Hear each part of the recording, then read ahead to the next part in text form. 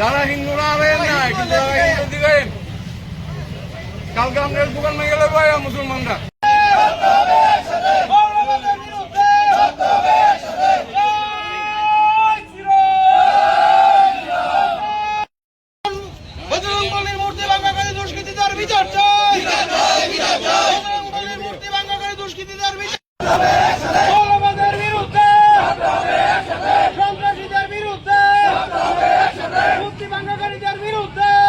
লালে পঞ্চায়েতের সামনে এখানে একটা শনি মন্দির আছে, এখানে একটা হনুমান মূর্তিও আছে। শনি মন্দিরের ভেতর ঢুকে রাত্রেবেলা কিছু দুষ্কৃতিকারী এইখানে কিছু লোকের মদতে, প্রশাসনিক কিছু লোকের মদতে মূর্তি ভেঙে দিছে। সেই মূর্তি ভাঙার প্রতিবাদে এবং সে আশ্চর্যজনক, সেই মূর্তি ভাঙার পর বিশ্ব হিন্দু পরিষদের কর্মকর্তারা এখানে আসার পূর্বে সেখানের প্রধান কিছু লোক নিয়ে সেই মন্দির খুললা সেই ভাঙ্গা মূর্তি সরাই দিছে যাতে হিন্দুরা এটা দেখতে না পারে। ওনার এই সহযোগিতায় কেন মূর্তি সরানো হলো এবং যারা মূর্তি ভাঙলো এবং যে মূর্তি সরালো সেই প্রধানের পদত্যাগ দাবি করি আমরা, এবং যে দুষ্কৃতী মূর্তি ভাঙলো সেই দুষ্কৃতীকে 48 ঘন্টার মধ্যে অ্যারেস্ট করতে হবে, না হলে আমরা বৃহত্তর আন্দোলনে যাব।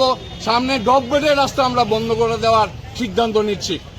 সুতরাং সমস্ত হিন্দু সমাজকে যারা দাঁড়িয়ে দাঁড়িয়ে আশেপাশে তামাশা দেখছেন তাদেরকে অনুরোধ করবো, আসুন, না হলে আগামী দিনে আপনার এই দোকানকে মুসলিমরা এসে ভেঙে দেবে, আপনার বাড়ি ঘরে আক্রমণ করবে।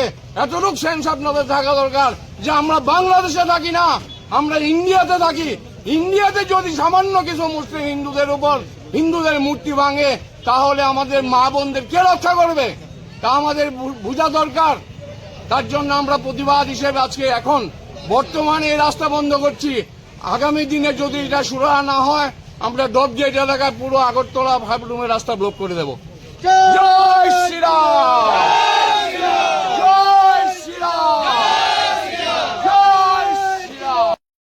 বাজারঘাট অন্তর্গত আমাদের একটা শনি মন্দির মহাবীর মন্দির ছিল। রাত্রিবেলা কিছু জেহাদি বা বেধর্মীরা মন্দিরটারে আমাদের মহাবীরে ভেঙে দিয়েছে, এমনকি প্রশাসনিক ওইটারে উঠায় নিয়ে রিপ্লেস করার জন্য চেষ্টা করে, ধাপা ধাপা দেওয়ার জন্য চেষ্টা করে।